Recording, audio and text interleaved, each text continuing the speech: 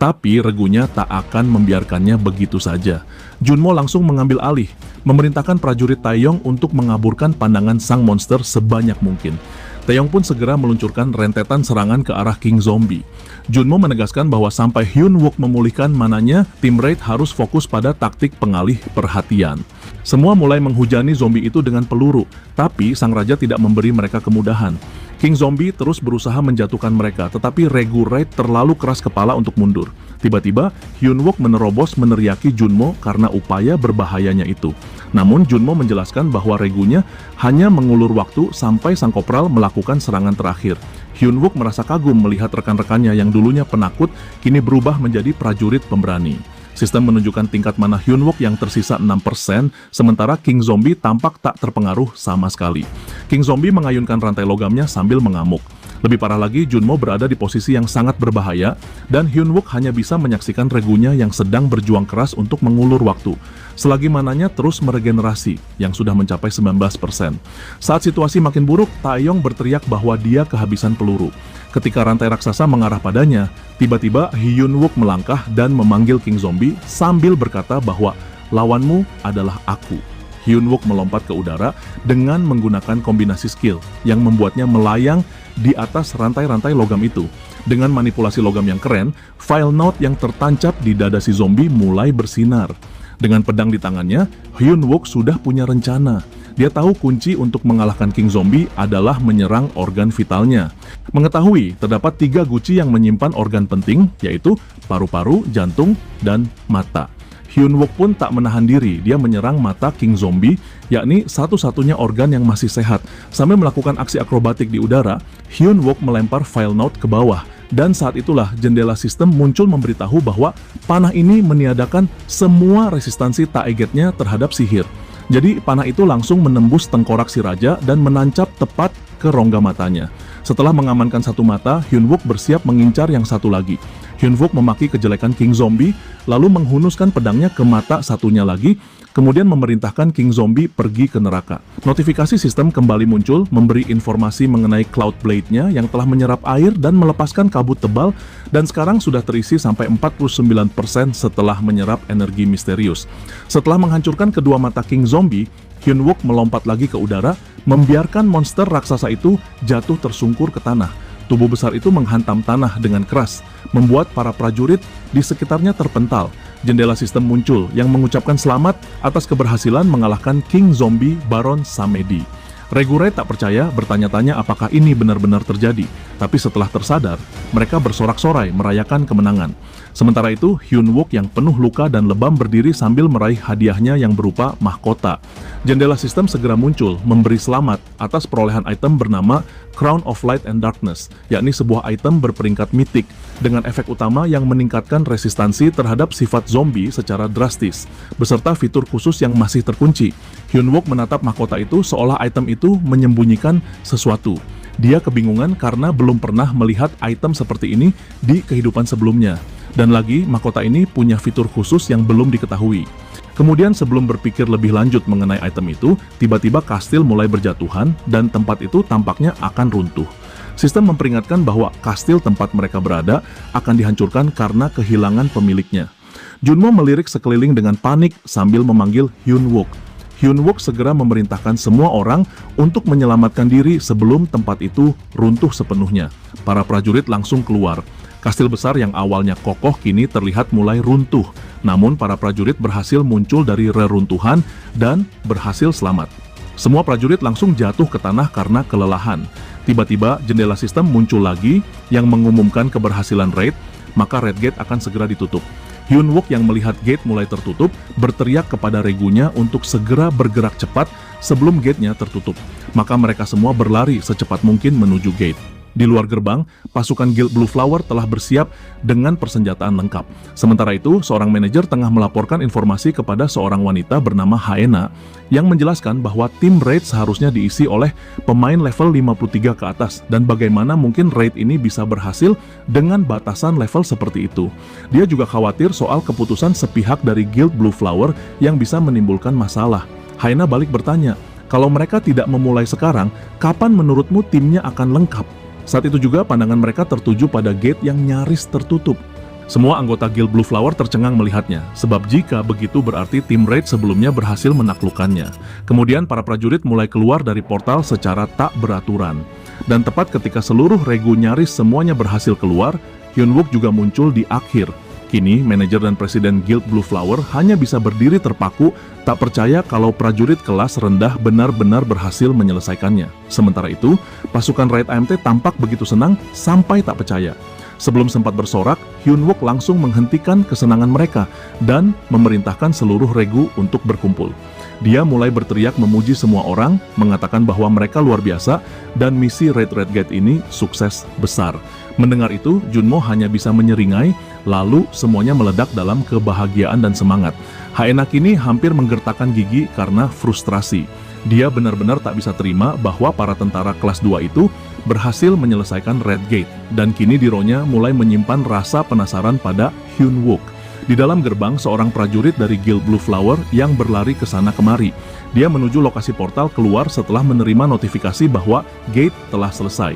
Tapi sekarang dia bingung, sebab tak bisa menemukan portal keluar. Dia mulai panik karena tak bisa melihat jalan portalnya. Lalu tiba-tiba, dia melihat seseorang bersembunyi di balik dinding. Seseorang itu adalah vampire, yakni pria yang sebelumnya sempat dikalahkan oleh Hyunwook.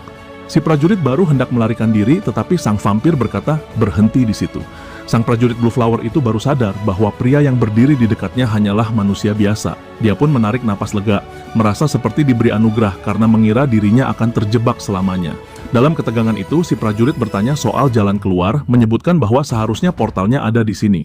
Tapi sebelum dia sempat menyelesaikan kalimatnya, sang vampir menghilang begitu saja, lalu muncul di belakang si prajurit. Dalam sekejap, si vampir mencengkeram kepala sang prajurit dan membuka mulutnya. Yang beberapa saat kemudian, tubuhnya tergeletak tak bernyawa. Kini, sang vampir berdiri, memikirkan Hyunwook dengan mulut yang berlumur darah. Dengan penuh amarah, ia bersumpah akan menghancurkan semua yang berharga bagi si pengendali logam itu. Kopral Hyunwook memerintahkan pasukannya untuk berbaris saat dirinya menuruni tangga. Tim raid langsung mematuhi perintah itu sementara sang kopral berdiri dengan penuh semangat di depan Haena. Wanita itu tak membuang waktu dan langsung menanyakan tentang timnya yang juga masuk ke dalam gate bersamanya. Namun Kopral Hyunwook mengungkapkan kenyataan pahit bahwa saat dia tiba di lokasi, Guild Blue Flower sudah habis. Haena kembali memastikan bertanya, apakah benar dia mengalahkan Red Gate seorang diri? Sang kopral dengan tegas menjawab iya. Namun, Haena masih terlihat tidak yakin, maka Hyunwook memintanya menunggu hasil analisis gate keluar. Bukannya mundur, wanita keras kepala itu terus menyindir dengan mempertanyakan apakah benar Hyunwook hanya seorang rank F seperti yang diklaimnya.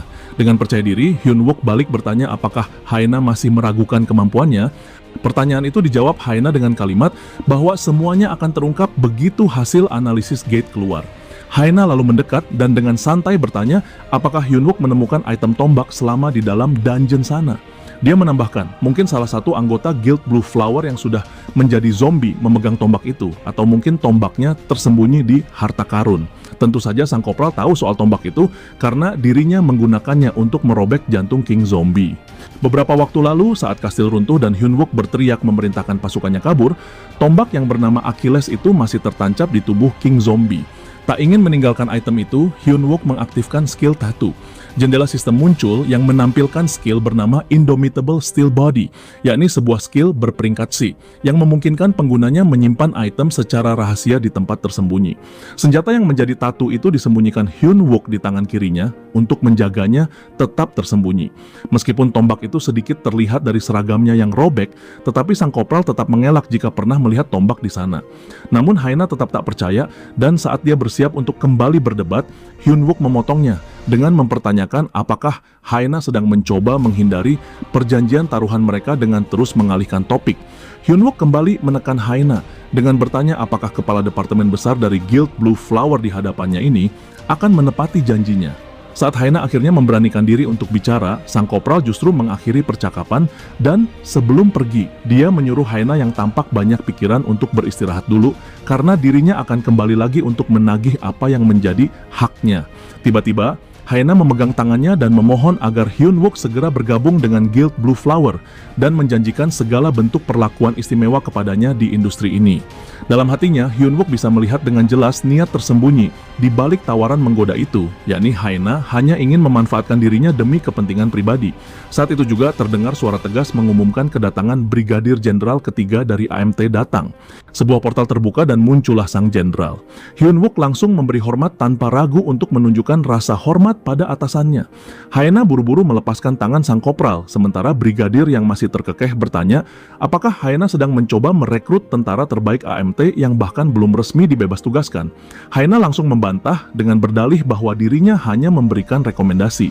Namun Brigadir Choi terus menekan dengan mempertanyakan apakah Guild Blue Flower telah melanggar aturan dengan merencanakan raid terpisah. Haena jelas berada dalam masalah dan sadar bahwa membela diri lebih jauh hanya akan memperburuk keadaan.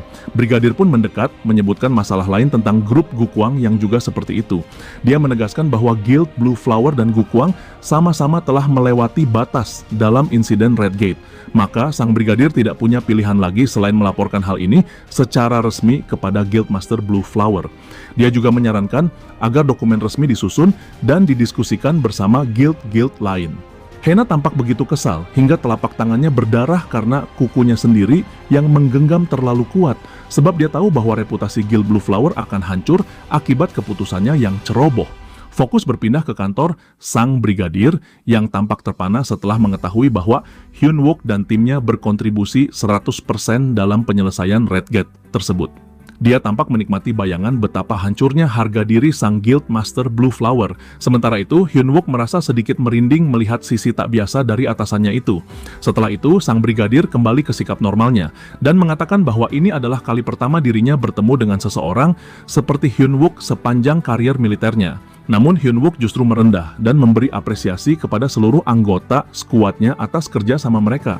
Dia lalu mengingatkan si brigadir soal janji yang pernah dibuat, tapi sang brigadir justru mencoba mengalihkan topik dengan pujian yang berlebihan dan menjanjikan bahwa seluruh tim raid akan menerima promosi khusus.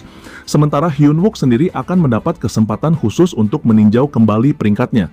Tentu saja Hyun-wook bisa menebak permainan si rakun tua itu. Namun, dia tetap menunjukkan rasa hormatnya dan berterima kasih atas kemurahan hatinya dan menuntut hadiah yang telah dijanjikan. Tadinya situasi tampak mulai tenang, namun wajah sang brigadir berubah terkejut ketika menanyakan hadiah apa yang diinginkannya. Tanpa ragu, Hyun-wook menyebutkan senjata dengan Divine Power untuk diberikan kepada semua anggota timnya. Wajah sang brigadir berubah terkejut saat mendengar permintaan Hyun-wook soal senjata dengan Divine Power, yang padahal Gate Zombie telah berakhir. Cerita beralih ke markas operasi militer Batalion Pertama Brigade AMT ketiga, di mana semua orang sedang ramai membahas satu topik hangat mengenai pasukan pendukung yang berhasil menyelesaikan Red Gate berlevel 53 sendirian, beserta Hyun-wook yang menerima tawaran menjadi scouting Guild Blue Flower. Tapi kemudian terdengar suara familiar yang menganggap itu semua omong kosong. Tentu saja itu Sersan Sang-wook yang mendengar bahwa para prajurit lain mulai membandingkan Kopral Hyun-wook dengan Sersan Choi Yong-hun. Salah satu prajurit berkata bahwa jika prestasi itu dapat menempatkan Hyun-wook di atas Choi Yong-hun, maka saat Yong-hun kembali dari penugasannya, mereka memerlukan pertandingan untuk menentukan siapa as yang sebenarnya. Sersan Sang-wook yang mendengarkan semua omongan itu tampak sangat kesal karena semua orang membicarakan sang kopral bernama Hyun-wook itu.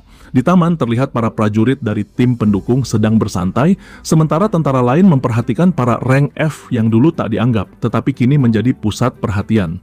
Di salah satu bangku taman terdapat dua prajurit dari tim pendukung, yakni Min-jae si rambut merah yang menyebut bahwa dirinya belum terbiasa dengan semua perhatian itu, sebab dulu mereka selalu diabaikan. Tetapi, Taeyong si botak menimpali bahwa Junmo tampaknya sedang menikmati popularitasnya. Junmo tampak senang dikerubungi para wanita dengan membagikan cerita heroik mereka dalam membantu Kopral Hyun-wook. Para wanita itu benar-benar terpesona dengan kisahnya dan tertarik mendengar bagaimana pasukan pendukung bisa jadi sekuat sekarang. Junmo pun membisikkan bahwa semua itu berkat pelatihan khusus dari Kopral Hyun-wook. Di sebuah kamar, Hyun-wook hendak melahap mahkota raja yang dia dapatkan dari dungeon. Namun saat hendak menggigit, seseorang masuk ke ruangan dan memberi hormat. Orang itu adalah prajurit Lee Won-suk yang datang dengan karena urusan bisnis dengan pasukan pendukung. Tanpa membuang waktu, Won-suk langsung berlutut dan memohon maaf atas tindakannya dulu. Hyun-wook memaki plan karena kesal dengan Won-suk yang datang di waktu yang tidak tepat. Won-suk tetap berlutut sambil mengakui bahwa tidak aneh jika Hyun-wook tak mau berurusan lagi dengan dirinya, tapi Won-suk siap melakukan apapun agar bisa diterima kembali. Hyun-wook tak menoleh sedikit pun dan malah fokus menelan mahkota itu lebih dulu. Begitu mahkota itu masuk ke perutnya, jendela notifikasi muncul yang menunjukkan bahwa Hyun-wook sedang mencerna Crown of Light and Darkness. Dengan efisiensi 150% berkat tungku Vivo Furnace di perutnya dan akan selesai dicerna dalam 25 jam. Setelah melihat notifikasi itu, Hyun-wook mulai mempertimbangkan pria besar di belakangnya. Meski tidak suka pada Won-suk, tetapi Hyun-wook sadar bahwa gelombang Seoul akan segera dimulai. Maka dia tidak boleh pilih-pilih orang. Hyun-wook membutuhkan semua bantuan yang bisa dia dapatkan untuk bertahan hidup dan menyelamatkan sebanyak mungkin prajurit. Jadi, meski dengan enggan, dia menerima permohonan Won-suk. Wajah pria besar itu pun bersinar karena senang. Tapi sebelum mereka berpisah, Hyun-wook dengan tegas memperingatkan bahwa Won-suk harus bersiap untuk mati. Hyun-wook lalu menarik kerah Won-suk dan menyeretnya. Won-suk kebingungan dengan aksi tak terduga itu dan bertanya apa dirinya salah dengar. Namun Hyun-wook menjawab dingin bahwa entah Won-suk dulu dengar atau tidak, dia tidak peduli karena dirinya sendiri yang akan mendidiknya. Kembali ke dungeon Red Gate, di sana sang vampir sedang berdiri. Tiba-tiba, portal muncul di belakangnya. Sang vampir menoleh ke belakang dan muncullah pria besar berjanggut yang melangkah masuk. Pria besar itu mulai mengamuk dengan menuduh si vampir telah merusak semuanya dan menyebabkan mereka kehilangan banyak item berharga. Si pria besar bahkan menyebutnya tolol karena gagal menyelesaikan ujian gate yang sederhana. Mengakui kesalahannya, sang vampir hanya meminta maaf. Lalu satu rekan mereka lagi masuk, seorang wanita yang mengatakan bahwa biasanya mereka akan membiarkan si vampir pecundang ini mati kelaparan, tapi hari ini dia beruntung karena mereka telah dipanggil. Wanita itu kemudian menjilat bibirnya dan terlihat begitu bersemangat membayangkan darah yang akan mengalir di Seoul. Di atap gedung terdapat seseorang sedang mengawasi kota sambil menerima panggilan telepon. Di gedung itu terlihat papan bertuliskan Guildmaster Ki Baek-jun. Melalui ponselnya, pria berjanggut itu menceritakan insiden di stasiun Seoul kepada lawan bicaranya. Rupanya dia sedang membahas Hyun-wook yang menangani insiden itu sendirian. Pria memberitahu bahwa dirinya akan mengambil tindakan lanjutan terhadapnya. Pria berjanggut itu diketahui bernama Ki Baek-jun yang merupakan Guild Master dari Great Mount, yakni guild peringkat ketiga di Korea Selatan. Dia menyebutkan bahwa dirinya mengerahkan orang-orangnya secara penuh ke pasar gelap untuk berjaga-jaga. Tampaknya dia sedang memburu sebuah kunci dan meyakinkan si penelepon bahwa ia akan menemukannya. Dia lalu menatap sebuah foto dan berkomentar bahwa para tentara yang kemungkinan besar adalah personel AMT yang menggunakan api sebagai senjata mereka. Selagi Baek-jun terus berbicara di telepon, terdengar jeritan mengerikan dari balik pintu.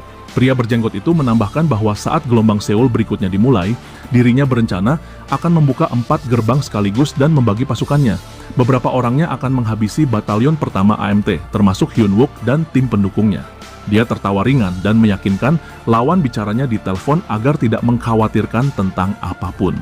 Sebelum menutup telepon, Baek-jun meyakinkan si penelepon bahwa dirinya akan menangani seluruh Korea. Setelah itu, dia menghancurkan ponselnya dengan tangan kosong dan melemparkannya ke lantai. Di sisi lain, pemandangan yang mengerikan terbentang, berupa mayat-mayat bergelimpangan di lantai.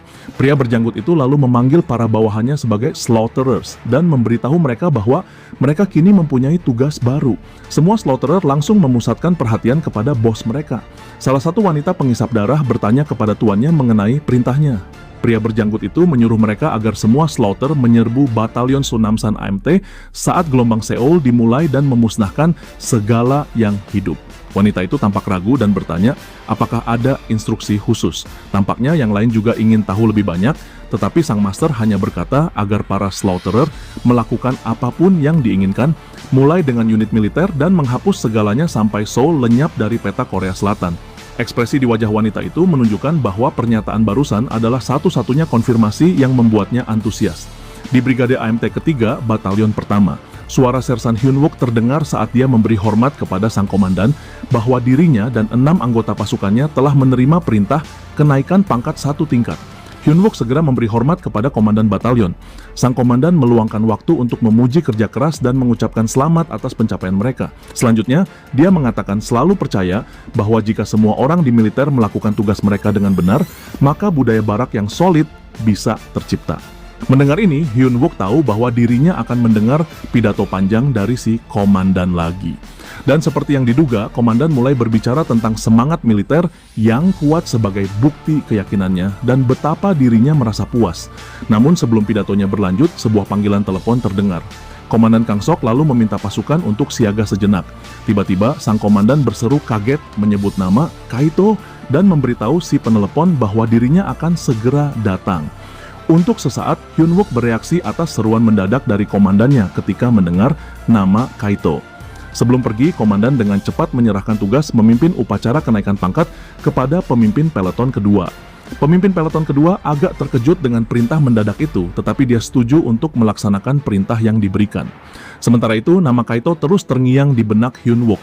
Orang itu adalah Okita Kaito, yakni seorang Sword Saint assassin yang membunuh seorang Sword Saint bernama Seong Pyo. Di kehidupan Hyun Wook sebelumnya, komandan batalion Kang Seok meninggalkan batalion untuk mengejar pria itu setelah mendengar bahwa Kaito telah menyusup ke negara Korea melalui pelabuhan Busan dan menimbulkan keributan besar. Sayangnya, pada hari itu, hanya 2 vampir yang berhasil menghabisi seluruh batalion pertama AMT. Tampaknya peristiwa yang ditunggu-tunggu oleh Hyun Wook kini telah dimulai. Pemimpin peloton kedua memulai upacara dengan mengumumkan hasil evaluasi bahwa Ah Han Min-tae dan Choi Min-jae dipromosikan menjadi kopral, sementara Choi Tae-yong, Park Sung-mi, dan Kim Kyung-jin tetap sebagai prajurit. Namun semuanya naik dari pangkat E ke pangkat D. Setelah itu, komandan peloton menginstruksikan mereka untuk memeriksa senjata baru yang diberikan dan mendaftarkannya di kantor cabang. Semua menjawab dengan serempak, "Siapa?" yang menandai berakhirnya upacara. Sersan Hyun Wook kini menanti dengan penuh waspada dan dalam hatinya dia bertanya-tanya apakah masa depan yang dirinya ketahui dari kehidupan sebelumnya akan terulang ataukah kali ini semuanya bisa selamat. Semua orang terlihat menikmati kenaikan pangkat mereka, kecuali Kopral Junmo yang terlihat murung. Salah satu prajurit menyadari bahwa Junmo tampak gelisah. Karena penasaran, mereka bertanya apakah Junmo baik-baik saja. Setelah pertanyaan tak terduga itu, Junmo segera tersadar dari lamunannya. Dia mencoba mengabaikan kekhawatiran mereka dengan mengatakan bahwa dirinya baik-baik saja. Junmo menambahkan bahwa dirinya sudah menduga hasil ini, jadi bukan masalah besar. Lagi pula, dia tidak naik level seperti yang lain.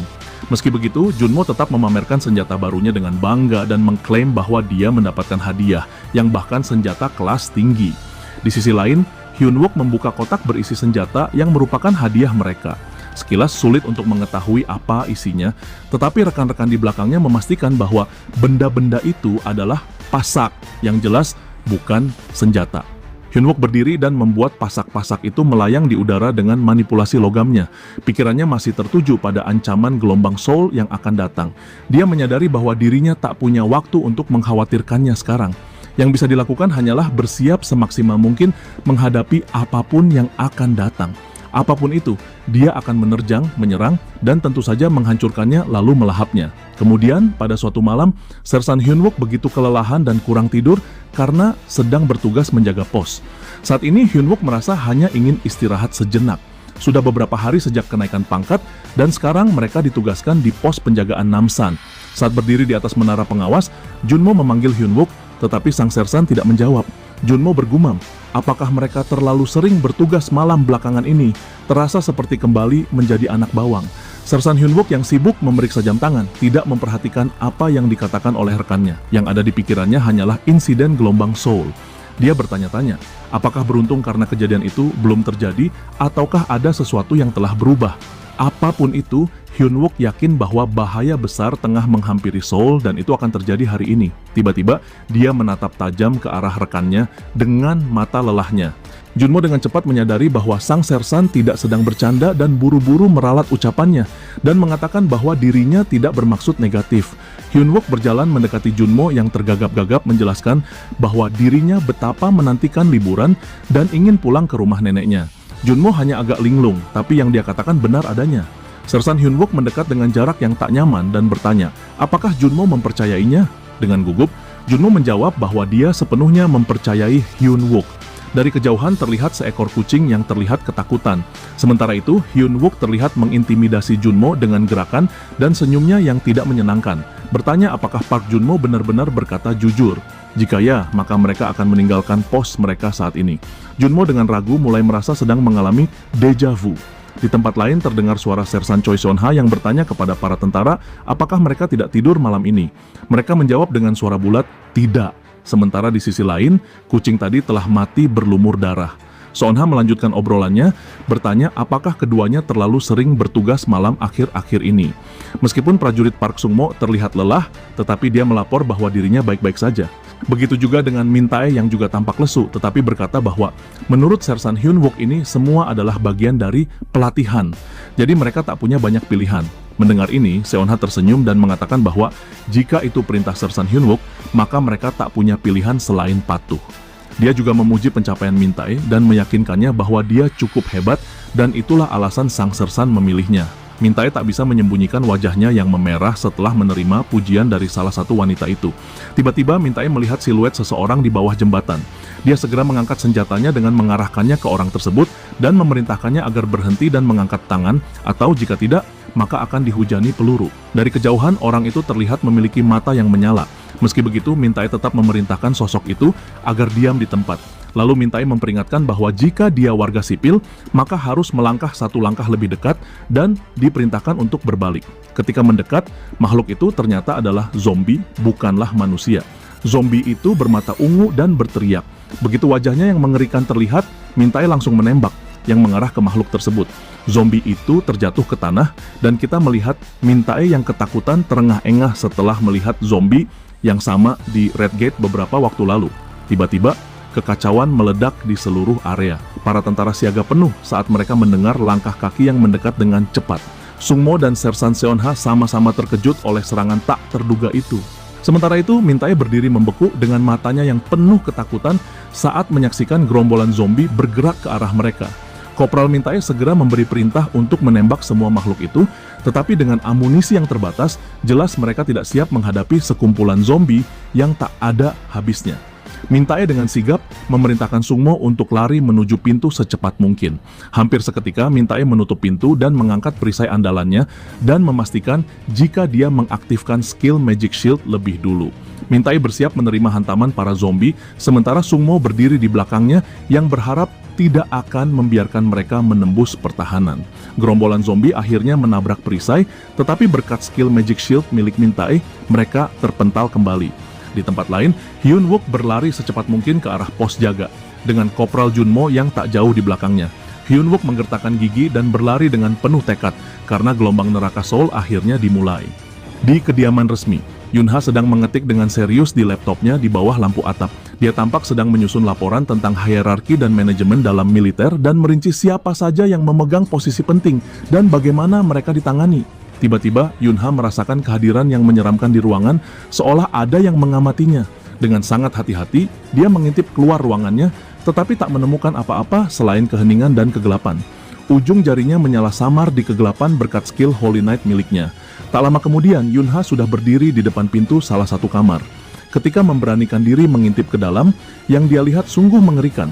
Semua petinggi militer tampaknya telah dilumpuhkan oleh ular berbisa. Dua tali kuat tiba-tiba meluncur ke arahnya, begitu kuatnya hingga mampu merobek dinding ketika menghantamnya. Tanpa ragu sedetik pun, Yuna mampu menghindari tali-tali itu. Namun keberuntungannya habis ketika wajahnya ditendang oleh yang menyapa Yun-ha sebagai putri ketiga dari Captain Holy Knight. Orang yang menyerang menggunakan lutut itu adalah vampire yang pernah dihajar oleh Hyun Wook di Red Gate.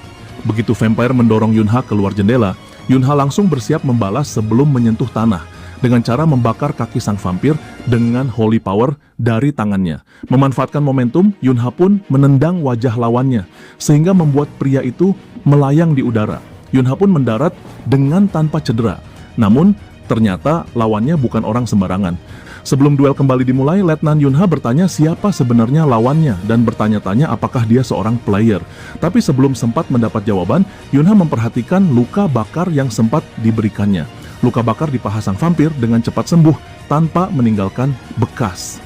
Melihat kemampuan lawannya yang menyembuhkan luka dari skill Holy Power miliknya dengan begitu cepat, Yun-ha tampak kebingungan dan makin penasaran siapa sebenarnya orang itu. Saat mereka berdiri saling berhadapan, sang vampir yang arogan kembali bicara dengan mengejek bahwa Yun-ha tidak perlu tahu siapa dirinya, sebab dia juga akan mati sebentar lagi. Dengan enggan, vampire mengakui bahwa membunuh wanita secantik dirinya terasa berat, tapi dia tak punya pilihan lain. Tiba-tiba terjadi keributan di sekitar mereka yang membuat Yunha terkejut. Ketika melihat ke atas, Yunha seketika tercengang. Di dekatnya terlihat sebuah portal ungu terbuka di langit yang memperlihatkan pasukan zombie bersiap untuk menyerbu. Awalnya Yunha terpaku, dan tubuh serta pikirannya membeku sesaat menyadari skala ancaman di depan matanya. Tak lama kemudian, ketika menyadari gerbang itu melayang di atas, Yunha sadar bahwa kehadiran pasukan sebesar itu yang seharusnya tidak ada hanya bisa berarti satu hal, gelombang telah dimulai. Saat pikirannya dipenuhi kekhawatiran, sang vampir memanfaatkan celah untuk menyerangnya, mengingatkannya bahwa Yunha seharusnya tidak lengah saat lawannya berdiri tepat di depannya. Kali ini tampaknya Yunha tak bisa menghindar, sebab tali-tali sang vampir hanya berjarak beberapa inci dari dirinya. Sayangnya, si vampir berhasil mencekik lehernya dan menyeretnya di tanah. Saat ditarik semakin dekat, sang vampir mengatakan bahwa dirinya sudah mendengar tentang sifat Yunha yang arogan dan pemarah, dan menegaskan bahwa Yunha seharusnya belajar bersikap baik, terutama di hadapan orang yang lebih unggul. Sementara itu, Yunha yang tanpa senjata benar-benar tak berdaya melawan, sehingga hanya bisa pasrah. Ketika jarak di antara mereka semakin dekat, sang vampir berkata bahwa dirinya sebenarnya ingin bermain-main lebih lama, tapi sayangnya tidak punya waktu. Jadi dia akan segera membunuhnya. Letnan Yunha mulai kehilangan kesadaran karena kehabisan napas dan merasa dirinya akan mati jika tidak segera melawan. Tidak lama setelah itu, tiba-tiba tali sang vampir ditembak tepat di depan wajahnya yang terkejut. Siapapun pahlawan itu, dia tak membuang waktu dan langsung menembakkan begitu banyak peluru ke arah sang vampir. Meskipun vampir dengan gesit menghindar dengan mudah, dia terlihat sangat kesal karena momen pentingnya telah diganggu. Vampir pun berteriak marah dan menuntut si pengganggu. Letnan Yunha akhirnya terlihat bisa bernapas kembali setelah tercekik. Lalu orang yang menyelamatkannya muncul dan Yunha tahu siapa orang itu. Tak mengejutkan, penyelamatnya ternyata adalah Hyun Wook. Hyun Wook pun bertanya kepada seniornya, apakah dia baik-baik saja. Namun alih-alih menjawab, Yunha malah bertanya dengan kaget, kenapa Hyun Wook ada di sini. Sersan Hyun Wook menjawab dengan sederhana bahwa dirinya hanya datang untuk menyelamatkan seniornya. Tapi Yunha tampak tak percaya kepadanya. Sang vampir kehilangan kesabaran dan mulai berteriak dengan mempertanyakan apakah mereka berdua sengaja mengabaikan dirinya, lalu mulai mengoceh tentang pangkat militer, sama seperti pria yang pernah ia temui di Red Gate. Sersan Hyun Wook tidak membuang waktu dan langsung melepas helmnya, lalu memanggil sang vampir dengan nada menantang. Tak butuh waktu lama bagi sang vampir untuk mengenali siapa lawannya. Begitu sadar, amarahnya meledak dan mulai memaki Hyun Wook dengan menyebutnya monyet sialan. Fokus berpindah ke Kopral Mintae yang nyaris kehabisan tenaga mempertahankan barikade dari serbuan zombie. Ia menahan pintu yang tampak tak lagi akan roboh. Sersan Choi menggunakan kemampuan pemulihan mananya sambil berteriak agar Mintae dan Sungmo menggertakkan gigi dan bertahan sedikit lebih lama. Mereka kini berhadapan dengan gerombolan zombie yang terus bertambah banyak dan rasanya mustahil mereka bisa bertahan hidup. Saat kedua pria itu hampir mencapai batas kemampuan mereka, terdengar suara kedatangan unit reaksi cepat. Seluruh skuad segera diperintahkan untuk bersiap. Begitu semua berada di posisi masing-masing, pemimpin peleton memberi komando untuk menyerang. Atas perintah itu, lingkaran sihir besar muncul di atas para zombie dan dalam sekejap, hujan api mengguyur mereka. Namun sebelum kita bisa melihat para zombie terbakar habis, muncul sesosok vampir wanita yang tiba-tiba menyergap dari belakang unit tanggap cepat. Dengan cepat, dia mencabut belati dan membantai setiap prajurit, menebas mereka dalam sekejap. Mata Sersan Seonha dipenuhi teror saat melihat rekan-rekannya yang baru saja hidup, kini tergeletak tak bernyawa. Wanita yang membunuh mereka mendarat dengan anggun di atas ruang penjaga. Prajurit Junmo, Kopral Mintae, dan Sersan Choi menoleh ke arahnya. Wanita itu berdiri dengan perlengkapan lengkap dan senyum sinis, lalu bertanya dengan nada mengejek apakah mereka menikmati pembantaian kecil yang baru saja ia lakukan. Jantung salah satu prajurit berdegup kencang saat menyadari unit tanggap cepat tidak memiliki kesempatan sama sekali melawan wanita itu. Ia tahu, jika situasinya terus seperti ini, ia pun akan mati. Tatapan sang vampir kini mengarah ke pria itu yang gemetaran. Ia kesal karena tidak mendapatkan jawaban dari orang yang menurutnya hanya sampah tak berguna. Namun perhatiannya tiba-tiba teralihkan oleh seseorang yang bernyanyi santai sembari memegang botol minuman. Pria itu tampak mabuk dan sama sekali tak peduli dengan zombie di sekelilingnya. Sang vampir terpana melihat pemandangan aneh ini dan bertanya-tanya siapa orang gila ini. Salah satu zombie akhirnya menyerang, memecahkan botol yang dipegang pria itu. Pria itu berteriak kesal melihat botol minuman miliknya pecah. Dengan marah, Ia menuntut siapa yang berani-beraninya meminum rum miliknya. Matanya yang marah langsung tertuju pada zombie terdekat, menuduhnya sebagai pelaku. Tapi zombie itu hanya menatap balik dengan ekspresi polos dan bingung. Sebagai balasan, pria itu langsung menyerbu, menebas para zombie menggunakan pecahan botol yang kini bersinar secepat kilat. Gerakannya begitu cepat hingga hampir mustahil untuk dilihat. Bahkan sang vampir yang sebelumnya penuh percaya diri, kini terkejut melihat kecepatannya. Pria itu lalu mengangkat tangan ke arah vampir wanita itu, bertanya apakah dia pemimpin para zombie. Jika iya, dia harus bertanggung jawab atas rum yang telah tumpah. Dengan sikap angkuh, sang vampir mengomentari betapa sombongnya pria itu. Ia bilang bahwa dengan kecepatan seperti itu, mungkin ia bisa bersenang-senang untuk pertama kalinya dalam beberapa waktu. Namun kepercayaan dirinya langsung runtuh saat pria pecinta alkohol itu tiba-tiba muncul tepat di belakangnya. Dia bertanya, apakah sang vampir siap bersenang-senang atau lebih tepatnya, siap membayar ganti rugi atas rum yang hilang. Begitu menyadari pria itu berada di belakangnya, ekspresi percaya diri sang vampir berubah menjadi ketakutan. Ia berbalik menyerang, namun belum sempat bereaksi, tangannya sudah menghilang. Saat rasa sakit menghantam, ia mengerang kesakitan dan jeritanya menggema ke seluruh area. Para tentara bersorak melihat kembalinya sang pahlawan pemabuk. Ternyata pria itu adalah Sersan Choi Yang-jun, sosok legendaris yang selama ini hanya mereka dengar lewat cerita. Meski wajahnya memerah dan sesekali cegukan, ia datang dengan tujuan yang jelas. Ia menuntut sang vampir untuk membayar ganti rugi atas rumnya atau ia akan memotong bagian lain sebagai balasannya. Sadar siapa pria itu sebenarnya, sang vampir mulai panik.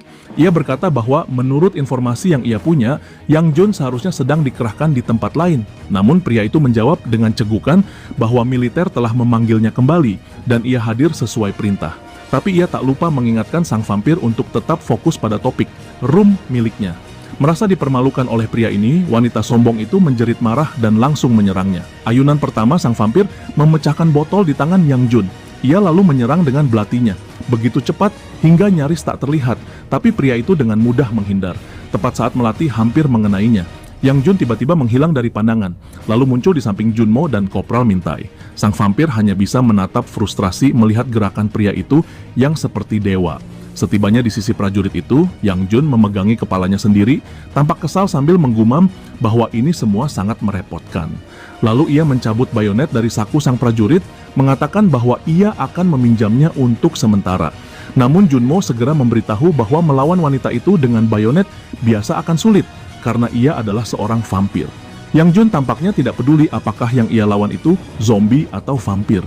Sang vampir mengambil posisi, memompa otot-ototnya dengan darah hingga urat-urat menonjol di seluruh tubuh. Di dalam hati ia bergumam, tak heran semua orang menyebut pria itu sebagai kandidat mengerikan untuk menjadi Sword Saint berikutnya. Dan sekarang dia siap mengerahkan semua kemampuannya.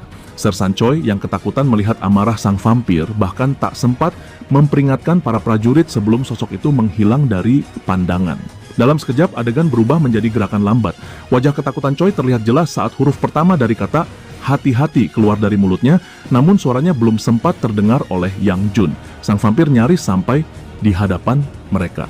Huruf kedua lolos dari mulut Choi saat jarak semakin dekat, dan tepat saat huruf ketiga meluncur, Yang Jun berbalik seolah sudah tahu musuh datang dari belakang. Dengan bayonet di tangan, ia memutar tubuhnya dan langsung menangkis serangan itu. Semuanya terjadi begitu cepat, hingga Choi bahkan belum selesai mengucapkan kata hati-hati. Yang Jun melemparkan sang wanita ke belakang dengan mudah, menghantamkannya ke dinding terdekat, hingga dinding itu hancur total. Para prajurit mundur, terguncang oleh tekanan luar biasa dari benturan itu. Bahkan Sersan Choi yang berdiri cukup jauh, bisa merasakan intensitas serangan tersebut. Setelah benturan keras itu, sang vampir tergeletak di tanah, batuk darah dalam jumlah mengerikan. Tapi meski luka parah, wanita itu menolak menyerah. Ia bangkit dengan sempoyongan. Sementara Yang Jun dengan santai mengatakan bahwa sebelumnya dia menahan laju metaboliknya. Setiap kali ia bergerak terlalu cepat, efek rum dalam tubuhnya menghilang, membuatnya sadar. Dan itu bukan kondisi yang ia sukai. Menatap sang wanita yang gemetar, ia bertanya apakah dia siap bertanggung jawab sepenuhnya karena sudah mengganggu waktu santainya. Pada titik ini, wanita itu sadar jika terus melawan sendiri, ia akan hancur total. Ia mengerahkan seluruh energinya untuk berlari, berharap bisa mencapai para slaughterer secepat mungkin sebelum pria itu menghancurkan seluruh rencananya. Tentu saja Yang Jun masih punya banyak pertanyaan dan urusan yang belum selesai. Ia mengejar sang vampir dengan mudah, muncul di samping bahunya dan bertanya dengan santai, "Apa yang kau lakukan?" Hal berikutnya yang terlihat adalah tubuh sang wanita dipenuhi luka akibat tebasan. Gerakan Yang Jun begitu cepat hingga sistem saraf sang vampir bahkan tak sempat merespon rasa sakit. Setelah anggota tubuhnya terluka parah, ia akhirnya terhempas dan menghantam tiang di tepi jalan. Setelah melumpuhkannya, Yang Jun melihat sekeliling. Di satu sisi, rekan-rekan prajuritnya dibantai seperti domba. Di sisi lain, para zombie masih berusaha menerobos gerbang. Ia kembali menatap wanita yang terbaring kesakitan, tubuhnya bergetar. Dengan penasaran, ia bertanya, "Bagaimana caramu mengendalikan para zombie? Ini kalau kamu sendiri bukan zombie." Sesuai dugaan, wanita itu tak menjawab dan malah berteriak sekencang-kencangnya. Tak suka dengan keluhan, Yang Jun langsung membungkamnya dengan tendangan telak ke perut hingga tubuh wanita itu terlempar lebih jauh. Menyadari bahwa jawaban tak akan mudah didapat, ia memutuskan untuk merapikan kekacauan yang ditinggalkan si vampir sebelum melanjutkan negosiasi. Dari atas, ia memerintahkan prajurit di bawah untuk mengikat sang vampir. Ia juga menghubungi wakil Komandan Regu, memberitahu bahwa ia akan mampir setelah membersihkan tempat ini. Wanita itu, meski kaget dengan rencana mendadak ini, menyetujuinya dan berkata, "Habisi monster-monster itu, lalu laporkan nanti." Sebelum Yang Jun mulai membantai, Junmo menawarkan senjata baru miliknya yang sudah diinfus dengan kekuatan suci. Menyarankan agar sang pecinta rum mencobanya, tapi Yang Jun hanya menggeleng, menolak tawaran itu. Junmo mengingatkan bahwa musuh kali ini tidak bisa ditaklukkan dengan bayonet biasa. Namun wajah Yang Jun menunjukkan sesuatu yang berbeda. Sebuah senyuman mengerikan yang perlahan menyebar seperti iblis yang menikmati penderitaan korbannya. Ia ingin membuat para monster itu menderita dengan setiap tebasan. Para prajurit pun gemetar mendengar semangat sadisnya. Dengan percakapan terakhir itu, Yang Jun kembali menghilang. Sebelum siapapun menyadarinya, gerombolan zombie sudah dihabisi seperti sayuran dan tak sempat memberikan perlawanan. Para prajurit merasa aneh melihat betapa berubahnya kepribadian Sersan Yang Jun. Bahkan Mintai berkata bahwa si pemabuk itu kini mengingatkannya pada Hyun Suk. Junmo pun dengan gugup mengangguk setuju, mengatakan bahwa setiap kali melihat keduanya tersenyum seperti itu, ia merinding. Kembali ke MC, ia tersenyum, bertanya bagaimana kabar sang vampir, dan mengingatkan agar ia tidak kabur kali ini. Emosi sang vampir langsung meledak karena frustrasi. Tanpa pikir panjang, dia mengayunkan cambuknya ke arah Hyun Suk, mencoba menangkapnya. Tapi Hyun Suk punya cara sendiri. Dengan cekatan, dia menangkis cambuk itu menggunakan belatinya. Sambil menjaga jarak dari cambuk, Hyun Suk berteriak pada pemimpin peleton, mendesaknya untuk mengamankan senjata dan melindungi para prajurit. Tapi si pemimpin peleton justru mengungkapkan kekhawatirannya sendiri, mengatakan bahwa musuh mereka adalah vampir dan tanpa senjata suci tidak banyak yang bisa dilakukan MC. Sambil menggenggam pedangnya erat, dia menegaskan bahwa bertarung sambil melindunginya akan jauh lebih sulit. Sang wanita tampaknya kesal. Serangan lain meluncur ke arah mereka, tapi Hyun Suk kembali menangkisnya untuk menyelamatkan si wanita. Dia mengingatkannya bahwa mereka sangat membutuhkan senjata suci untuk melawan monster ini. Sementara itu, Yuna semakin curiga pada Hyun Suk, bertanya-tanya bagaimana dia selalu selangkah lebih maju. Dia mulai pergi tapi tak lupa memberinya perintah singkat agar tidak mati di sini. Setelah mengatakan itu, dia berlari ke gudang senjata, meninggalkan Hyun Suk seorang diri. Bahkan vampir itu pun bingung dengan keputusan sang Sersan, lalu bertanya, kenapa dia mengirim wanita itu pergi alih-alih bertarung bersama. Tapi bukannya menjawab, Hyun Suk malah memanggil vampir itu dan menyatakan bahwa dia senang melihat penghisap darah itu masih hidup. Ucapan itu jelas membingungkan vampir yang pemarah itu. Dengan senyum menyebalkan yang sama, Hyun Suk mengejek bahwa jika vampir itu masih hidup dan berdiri di depannya, berarti si penghisap darah ini belum melapor pada atasannya soal dipermalukan oleh Sersan Hyun Suk. Komentar itu jelas membuat vampir itu makin geram. Tapi Hyun Suk terus memancingnya dengan ejekan lain, mengatakan bahwa kekalahan memalukan di Red Gate pasti terus menghantuinya. Vampir itu hanya bisa menahan rasa malu dari provokasi itu, tapi sekarang dia sudah benar-benar murka. Tangan-tangannya mulai berubah dan relik Dark Matter berbahan logam muncul dari anggota tubuhnya. Setelah dia bertransformasi sepenuhnya, sang vampir memperingatkan bahwa dengan perlengkapannya, tak ada yang bisa menghentikannya untuk mengamuk. Dengan nada kasar, dia mengatakan bahwa manik-manik logam yang diberkati kekuatan suci milik Hyun Suk tidak akan ada gunanya melawan dirinya. Tiba-tiba, mata Hyun Suk terpana saat menyadari perubahan bentuk vampir itu. Seolah dia baru menemukan emas, dia bertanya-tanya berapa banyak tangki mana senilai 1 miliar won yang tertanam di tubuh makhluk ini. Sementara itu, vampir yang dipenuhi kepercayaan diri